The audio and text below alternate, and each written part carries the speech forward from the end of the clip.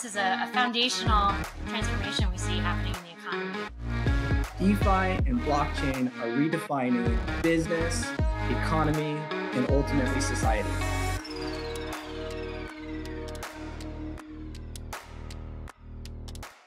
What's up, everybody? How are you doing? This is our brand new podcast, episode 0, where we talk about all things DeFi, blockchain, and Web 3.0. How is that changing technology, society, business, and ultimately our economy? So I'm your co-host, Jeremy Almond, alongside my awesome good friend, Megan Guy. What's up, Megan? Hey, how you doing, Jeremy? Yeah. We're super excited to be here. Part of the impetus, I think, for starting this was we felt like we were seeing all kinds of really interesting stories about how blockchain and crypto were starting to transform industries outside of the hot takes and stories maybe that you're seeing on the front page of the newspapers. And we wanted to really bring those to light because this is a foundational transformation we see happening in the economy.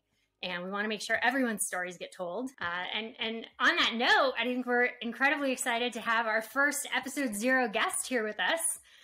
Jeremy, you have known Roman for a really long time, so why don't you kick us off with an intro? Yeah. So Roman, I don't know, I think it's been almost a decade you and I met, but Roman Leal's been really interesting background, right? So Roman's a friend of mine who's basically spanned first Wall Street, right? Worked at Goldman. You'll hear a little bit about the stories there. Then he sort of sat and worked in traditional tech. So he was at Corp, at PayPal for a long time, and then now running a venture fund. I think it's going to be really fun to talk about. What's up, Roman? Hey guys, I'm doing well.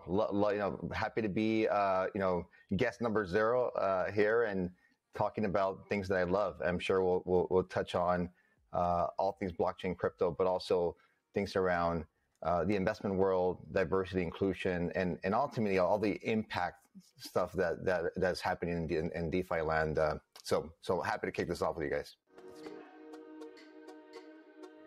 Sort of, as a way of also giving you an intro and context of the way I look at blockchain. It's all full circle, right? So, I recall my family, my first sort of introduction to the investment world, or at least the arbitrage world, was when I was 10 years old. So my parents both immigrated to the US, and we grew up in Los Angeles, right? An area where Spanish was all they needed. They never learned English because frankly, they just didn't have to. And so I remember them taking me to the local Western Union and my father saying, hey, translate these documents and tell me how much they're charging me. And I remember going down line by line and saying, hey, it's like 10% for the Western Union wire back home to Mexico in my father's case. It's like 3% for a money order. And we just went down the line. And it ended up being 22%. So every 2 weeks from my father's paycheck, it was 22% going to these fee structures, right? So all these different fees. And I remember him getting so upset, and saying, fix this. I was 10 years old, right? So I said, I don't know what to do. And so my father said, well, you know English, so you can figure it out. And so, and that was the logic behind it. So for the next couple of weeks, I would literally go and, my community in Los Angeles, for better or for worse, there were like 6 or 7 of these, payday lenders / check cashers. In every intersection. So I would go into one and say, hey, how much do you charge for this? And how much do you charge for this? And I was able to take it down to 12%. So 22 going to 12% was it's still a pretty high fee, but that meant so much to my family, right? And I realized just the power of education, the power of, sort of figuring out the arbitrage opportunities just within your own sort of zip code. And I think subconsciously, I've been on this quest to discover sort of ways of fixing that. Like my father asked me when I was 10 and I couldn't, and I just, I've been looking for alternatives. So, fast forwarding a lot, but when I was at Goldman and I got the chance to cover fintech, I was the fintech analyst there and covering all the publicly traded stocks. So, the Visas, the MasterCards, the merchant acquirers of the world, and luckily the Western Union and MoneyGrams of the world. So that was the full circle moment when I first heard about Bitcoin from one of my colleagues actually at Goldman who started trading it. This was now 2010. And I said, I want to learn more about this. And as I started to really understand what it meant for the free flow of value and the fee structure of the world that's been built over the last 5-6 decades in terms of payment rails and money transfer rails. I instantly I remember that story of when I was 10 and I said, this was it. I wish I'd had this to offer my father when I was 10. And, I'm sure we'll go into what the implications were, but that's sort of the context of how I look at the world of crypto. Take me through a little bit of the Goldman story on like how you just like first touched crypto at Goldman, and what was that original like point? Was that 2010, 2011? It was pretty early. Yeah, so, 2010, and so that's when I was hosting a couple of conference series for investors on all like the innovative and disruptive trends that we saw in fintech. And so I decided to host a conference call on Bitcoin. And this was late 2010, early 2011, when I had Tony Gallippi, who at that point was the CEO of, he's still co-founder, but CEO of BitPay, to talk about what this meant for just the traditional payment processing fees, the interchange fees, the merchant acquiring fees. And so we spoke at length about that. And I think I probably had one conversation before that conference call, but it was in that conference call that I truly understood the model and the opportunity we had, in the payments landscape. And so I wanted to do a follow-up report, and I wrote something like, the quick key takeaways of the report. But I was, again, like now that you know the lens of where I look at it, I was particularly excited about what this meant for the payments ecosystem. The headline was something like riding the Bitcoin rails or something, right? So it was along those lines. And I talked about, what this potentially meant for everyone downstream, particularly, the issuer processors and merchant processors that have sort of tagged on all these fees, but also how, the opportunity to send money from one area of the world to another of the world and receive it just as fast as you receive email. I mean, that's the premise of this, would challenge even the networks, right? It would challenge even the most innovative of the fintech companies at that point, which were companies like PayPal that were, sort of riding the secular shift to more and more internet money or more internet transactions. Because if you looked at any of these companies' financial statements, which I did all the time, right, ad nauseum, that was my job. And so I saw that the biggest chunk of profits came from this thing called cross-border payments. And what if you had an infrastructure that allowed you to send money instantly at virtually no cost or low cost? So I said, this is pretty much, a threat to anyone in the payments ecosystem. And I think that, I laid that out in this report. It took about a week before I got a call, and it was a slap on the hand, but it was a pretty, hard slap on the hand. Because it was... Wait, and who called? Was it Lloyd Blankfein or? Oh, how high up did you're naming CEOs on episode 0 already? Wow. No. So I won't name names. I think this person knows, who you is. I'm sure it even came above, 2 or 3 layers above that person. But the conversation was around, look, I think we need to make sure that we not putting Goldman Sachs' name on some infrastructure that's being used for, black market, all illicit activities. And so, because that was sort of, back then, we were still wrestling with a lot of those negative headlines. I think Mt. Gox had just occurred. And so it was there was like a lot of negative, news around Bitcoin at that time. And then not 3 months later, in a very quick time frame, and I'm kind of like jumping over, a lot of the personal implications that I had of like, my boss's boss calling me. I remember coming home and basically working on my resume that day, right? So it was a pretty big deal. But 3 months later, I think it's when Tim Draper and Mark Andreessen and all these, Fred Wilson came out and sort of very well respected, well-known names came out and defended or championed crypto at that point. I mean, they were the early champions from the investment world that I think the sentiment shifted. And so it shifted so much that within a period of 3 months, I actually was called on to collaborate on a sort of company-wide report, and that report was called All About Bitcoin. And you can still Google it, still find it, and my name will be there. And I'm still the payments guy within the report. But it was 60 plus page report where we looked at it from a commodity standpoint, a currency standpoint, what it meant versus the bond market, what it meant versus sort of the existing publicly traded market, and then obviously what I thought it meant for payments and remittances at that point. So that was quite well read. Yeah. So that's wild. It's I don't know if it was the first or it was one of the first, right? Times that there was an actual Wall Street analyst covering crypto, let's call it in 2010 timeframe, which is wild, right? Literally 10 plus years ago, to see how much the market's evolved then. So Goldman now has a crypto desk, right? And then you have all these other institutions that are now coming along, right?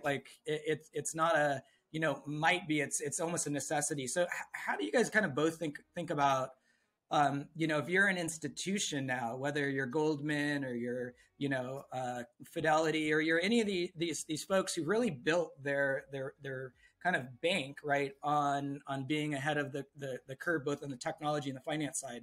What do you think about now if you're Goldman or if you're any of these other folks, where the market's now real?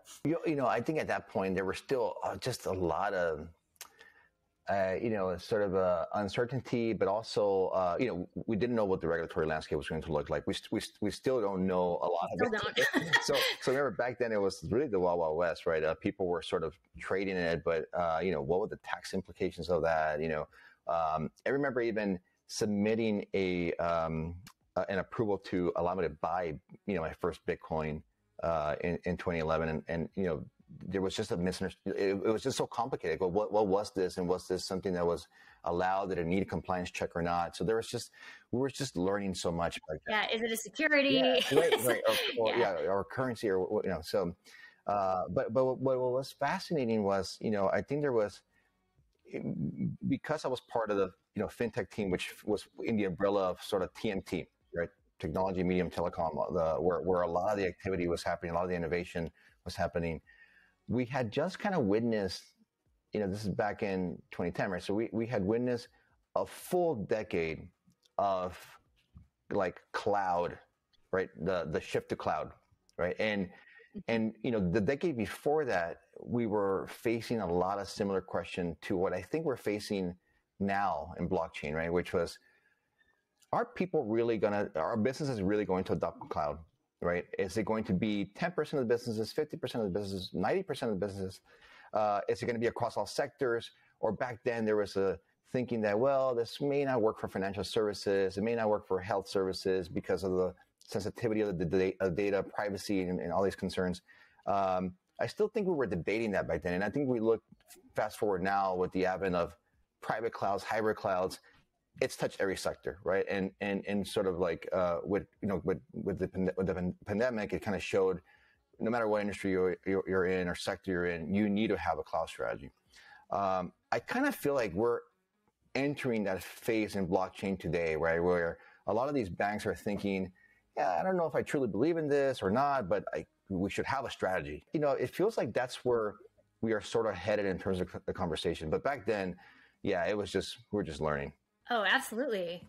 I think, though, the key is we have to make sure we don't replicate a lot of the mistakes in the system we have today, right? And so it's kind of the great irony that this democratizing force that's supposed to provide access to those that haven't had access so far, I think I saw a statistic recently, 77% of NFT sales have all been among and to men, with the profits accruing just to male creators.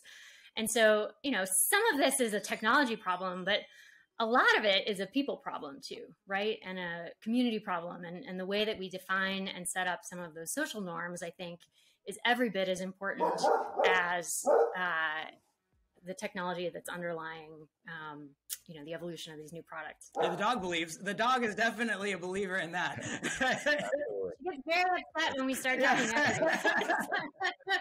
It's her number one issue. Yeah. I mean, certainly that's an area, right? And like Roman, you were talking about this. The financial system leaves behind folks, right? So whether it's business models or capital structures, right? There's a have and a have not. And I guess in the most utopian version of decentralized finance, that's certainly, I think a hope and a dream, right?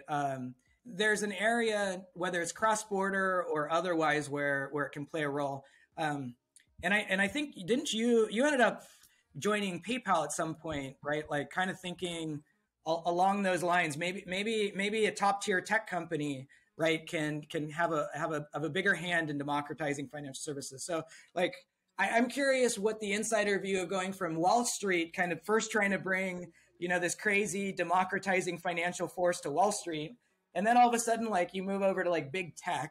What was the experience at big tech? Was it as democratizing as Megan's hoping? Yeah. Well, I mean, did it feel like big tech at the time? I got to tell you, the first thing I did was I bought my first Bitcoin when I moved to PayPal.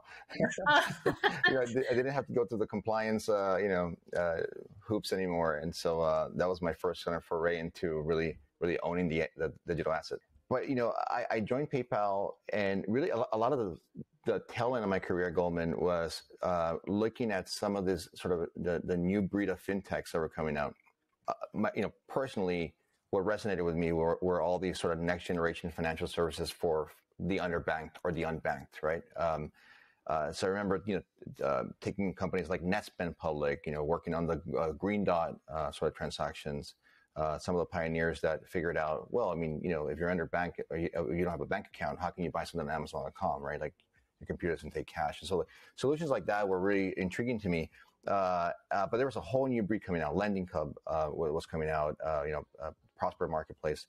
And so when I went to PayPal, really what I was attracted to was the ability to work with all these next generation financial services companies that we could sort of try to integrate. In the middle of my tenure there, I discovered there was a blockchain team being created. And this was the team that had the co-founders had co-founded a company called RubyCoins. And so they were really early in this other, digital payment hurdle, which was if you were in a mobile phone context and you were playing a video game, right, and you wanted to sort of buy the sword to kill the troll at the end of the level, how would you do it back then? So now we're taking it for granted. You just sort of buy it within the context, right? But back then, it was a problem to be solved. And so it was the first sort of gateway created for this digital environment. So it was digital payment for digital goods. And so that company was called RubyCoins, gets acquired by PayPal. The two co-founders go into PayPal. Jim and Nas are the two co-founders, brilliant individuals. And they're the backbone of the initial sort of blockchain team at PayPal. They figured PayPal wanted to do something in blockchain. Again, we were still learning a lot back then, but it made sense to put a digital payment in the digital payments hub for digital goods, right? Let's just keep it all digital. And so I quickly tag team on with those two individuals, and we said, hey, let's create the team. And so I was sort of I wasn't officially on a strategy team, but I was more like a BD person at that point, because I went out with Jim and tried to figure out who can we integrate, what technology can we integrate that makes sense at PayPal. And so we launched really the first integration that PayPal did, which was with Coinbase, BitPay, and I think it was OKCoin was the third. And so it was implementing now, basically, the digital payments hub now, if you were playing a game, you can choose to buy any digital good using your Visa, your MasterCard, obviously your PayPal wallet, and now Bitcoin, right? That was like the big sort of add-on.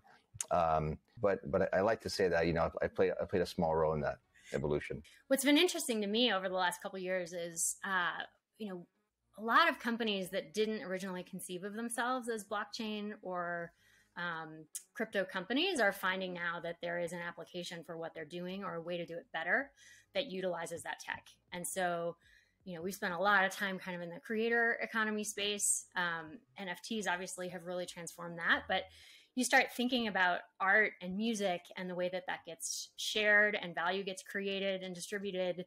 This is revolutionary there, right? I think increasingly, and you probably see this too in your day-to-day, Jeremy, with the companies you're talking with, part of what I love about your business, Paystand, is people don't need to understand the ins and outs of the proofs and, the math behind how blockchain works to accrue real value from making that shift in their business. Yeah. And now that we're talking about Paystand, I got a few comments to say there.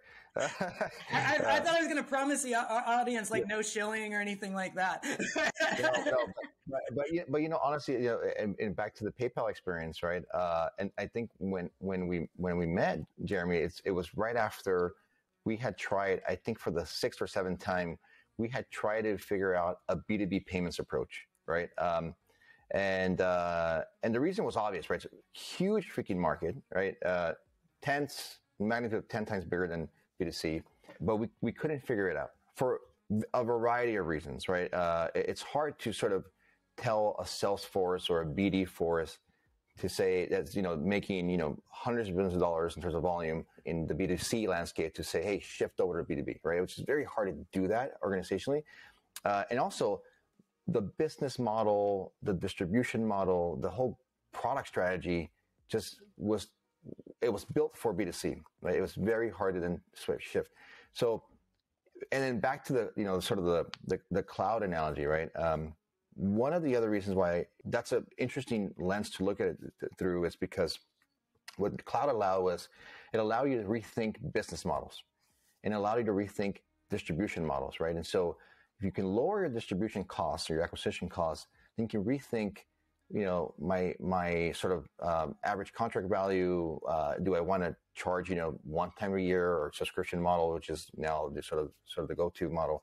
But that was allowed because of the sort of the cloud, the scalability that cloud technology brought to you, right, as a company. And I think that blockchain is doing that. And so my first sort of one of the first aha moments was when I learned about Paystand, right? When I thought about, can you address B2B with a different business model from a different infrastructure standpoint? And I thought blockchain was just a very smart way of approaching it. And back then, I believe, I always tell people that I think, Paystand is the largest enterprise application of blockchain. But I think back then it was probably the first that really tried to leverage blockchain technology to try to crack the B2B payments puzzle. And so, that's sort of when I met you, I was thinking to man, why can't we make it work? Full circle there again. Yeah. It's wild, and I think go back to the enterprise side, right? We see so many enterprises that are now aware, right? And then the question is now, how do you engage, right? Kind of like cloud was early, even how the internet maybe was when I got my career started, in the late 90s. It was clearly it was going to do something, but how does a bookstore engage with the internet? Well, e-commerce, right? And so I think there's this big question of what's the engagement model for institution? What's the engagement model for the enterprise? What's the engagement model for users, right? And that's the part that's really early, right? Where you have everything from the Facebooks of the world, right? Trying to build kind of their own engagement model around cross-border. You have the Walmarts of the world, right? Which have work that they're doing on the supply chain on one side, and then adding ATMs, like digital asset ATMs in stores, right? So I think a lot of folks are trying to figure out the engagement model. Ultimately, the value is what wins. How can we build things that are better, cheaper, faster, and more efficient? And hopefully that's a little bit of what this podcast will show the audience is there's a lot of really, really well-built new tech that's out there that's actually changing things behind the scenes and just not in front, right? Whether it's in gaming, right? RubyCoin full circle. Now gaming is a massive, massive space. And, it also goes back to the original sort of promise of what blockchain could do, right? And one of the biggest sort of challenges with payments is the fact that you had this sort of ad valorem tax, right? A percentage of volume and plus a fixed fee on transactions. It made it very difficult to then think about, well, what if I wanted to do microtransactions, right? And microtransactions were always just too expensive to really do in a feasible manner with the legacy infrastructure. And so now you have blockchain that could be, you can divide it up to, sort of 8 decimal points. It can be anywhere in the world. It can be real time. And so you can lower the cost dramatically and allow for things like microtransactions, right? But then we got into the issues with gas fees, and there were always these other issues to like really think through. I'm happy that we're now really starting to solve a lot of these, I would say, structural issues that are going to allow for the true like promise of this technology, right? So one of them was just the, lowering the cost, lowering the barriers to entry. But really, I think what's sort of powering all this innovation is the fact that it's decentralized, right? And I think that at the end of the day, that is the magic here, right? That it allowed for the transfer of value in a decentralized manner without a sort of central intermediary that held all the keys. And so I think when we think about sort of Megan's point of the people part of this, we have to make sure like we understand who the innovators are and what the intentions are and what the impact and what demographics, et cetera. But we're starting to see some really interesting use cases, right, that are leveraging this like decentralized framework to bring value to parts of the world where like misunderstood or underinvested or underserved. And to me, like that's what's really fascinating, right? So I think I'm happy to hear all about all these use cases coming about now. We're looking at cases where the infrastructure in the U.S. or places where it's well built might not actually be the first places that these things get to economy scale, right? So, Romans, given your background and my background, right? Like in places like LATAM, you see in financial infrastructure that quite frankly just doesn't exist, right? And so it's not surprising that those are some of the first places, whether they're high inflation countries or low banked places. So like, how do you guys think about, the least of these, the most, undemocratic spots, whether it's El Salvador now that has, more wallets out there in 3 months than bank accounts, right? In like 30 years, How are you thinking about both just like deploying capital and just in general, like what that's going to do to the emerging markets? I wish my mom was alive to see this. So my father all his family is from Mexico. My mother and all her family is from El Salvador. So this hit close to home. And when the way the president sort of presented this to his citizens or to the world was, look, we know there are millions of dollars that are sent from the U.S. Back to their families in El Salvador and other countries like it, right? But in El Salvador, what happens is, on the U.S. side, the sender side, right, Western Union or MoneyGram or whatever remittance sort of network you use, they charge a tax, right? It could be 5%, 10%. But if it's cash intensive, which a lot of these countries still are, and especially the receiver that's receiving money back from the U.S. typically is very low income, underbanked or unbanked. So they go into their local sort of retailer and they cash out, and that cash becomes untraceable, really hard to tax. And then if it's a cash intensive society, they probably spend it in a place that accepts cash, and again, very hard to trace. So that's like millions and millions of dollars that the government would sort of want to track, to tax, but ultimately also to then use data on, so that they can, we hope, right? They can use that tax revenue to then redirect it to sort of some programs that go to the ones that need it the most. And the thought process there, or the claim is that, look, we just don't know. We don't have data on it, so we don't know who's receiving money, how much they're receiving, how can we help them. And so, look, let's see if it ultimately kind of trickles down and sort of helps the people who need the most help. But at least there's now data, and at least this user's not getting taxed on both sides, right? So Western Union on the front end, or the sort of the remittance on the sender side, it's already taxing a piece of the economics.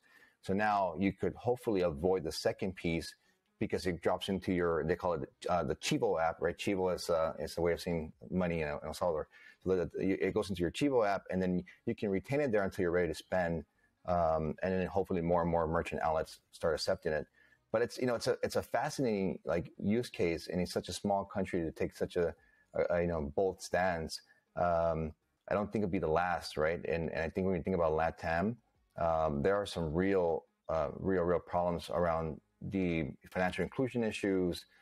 Absolutely. When you think about diversity issues within financial inclusion, right? You're more than likely going to be unbanked if you're poor, if you're female, if you're a single sort of parent household. There's just all these metrics that show like it's just the systems against you are just it's so difficult to navigate. And so we hope that things like blockchain and Bitcoin can enable countries that have financial inclusion issues to bring more banking services. But I just think it's the first of many. If you look at the countries that is growing the fastest right now, it's oftentimes, so it's LATAM, it's Venezuela, right? It's Nigeria, right? These are economies that are less, let's call them stable, right? With currencies that are less stable. And so, part of that one might say is it's inflation driven. And then at the same time, you also have like entirely new ways to capitalize companies, right? With all of this token economics.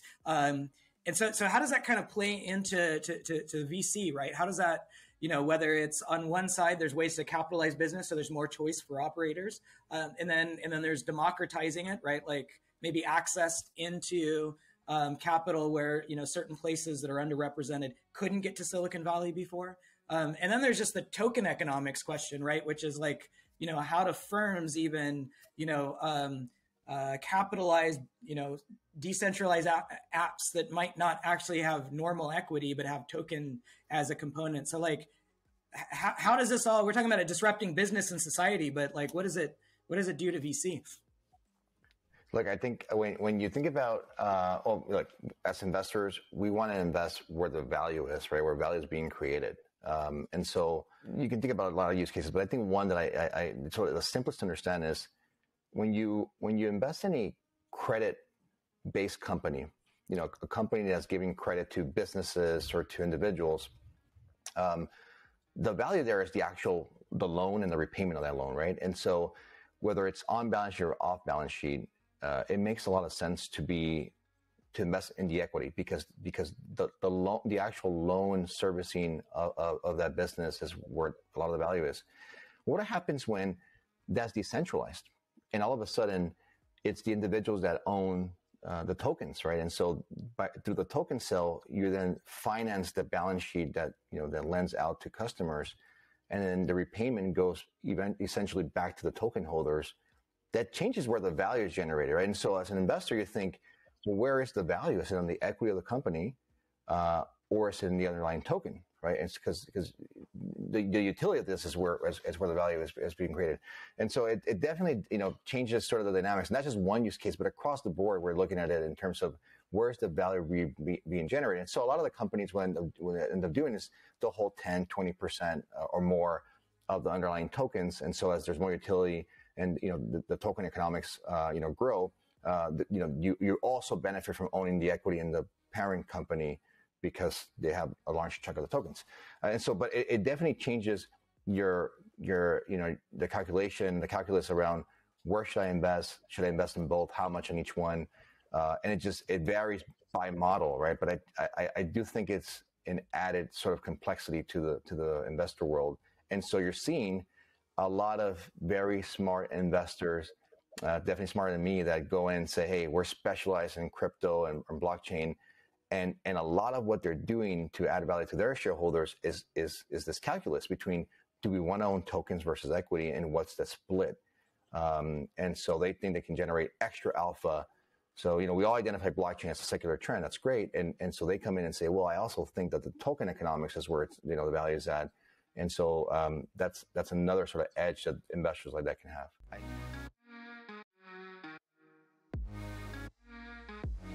We're in this mess we're in today in big tech, and just in tech and VC in general, where there's a true lack of diversity, right? And I think maybe we've seen it for a while, but I think now we're finally just accepting it. It's a big deal. It's a big problem. There's a lot of value for the economy that's being left on the table. And I feel like one of the reasons why is when we saw this amazing sort of the shift to Web 2.0, right, and the shift to cloud was happening, this was not a topic of discussion, right? It was not a topic of who's going to build the new sort of cloud technologies and the new big tech companies of the future. And so we allowed it to happen, and because it just wasn't a priority. That's not the case now, right? It's a priority. It's a priority. We know even in the political agenda, this is a priority. But from the actual industry landscape, tech companies are finally talking about it and accepting it. VCs are talking and accepting it. Capital providers or LPs that frankly have a lot of I think a lot of pull in this conversation are talking about it, and I almost feel like not on our watch, right? Like we are talking about this now. We know that Web 3.0 is being built. How can we do our part to ensure that if blockchain is going to tackle some of the world's biggest challenges, that we have the best people on the table, regardless of how they look, where they come from. And so we have to make sure that we're doing our part to fund diverse founders, because that brings diverse thought, every aspect, and that's what we're going to need to solve the problems of financial inclusion and other big world problems. And so I think right on. I feel like hopefully we learn from the mistakes that cloud also showed us, which was we just didn't think about it at that point in time, and right now that's not the case. Yeah, I mean, I think the democratizing access to capital is one of the big levers that there is, right? Like it sounds really touchy-feely, but the reality is if you want more contributors to the economy, you need more access to capital. So an underrepresented person, whether they're an immigrant or from a different country that's, a slower growth country, or whether, they're just traditionally left behind, access to capital is how those people can be the masters of their own destiny, in my opinion, starting more companies, which then, create more value to the economy, which then create more jobs, which then replicate more access to, more diverse employee base, which then creates sort of this self-perpetuating cycle. So the capital access is actually one of the key levers. And that's one of the big things, going back to even the venture side, democratizing Silicon Valley, which I think in some ways is some of the things that's happening right now, is a massive opening. And then you're right, to the blockchain side, so much is going on with new financial inclusion. Like that can happen anywhere in the world with any level of technology now in Web 3.0. So it's super exciting times. So with that, guys, thanks for the time. That was awesome. Roman, Meg, that was great. I think it's a wrap. Thanks, guys. Well, Roman, thank you so much for being here. You've been a fantastic guest. It's been a great conversation. For those listening, if you want to learn more about the awesome work Roman's doing, you can feel free to follow him on Twitter, Roman T. Leal, or look up his firm, Leap Global Partners, follow all the great work that they're up to. Thanks.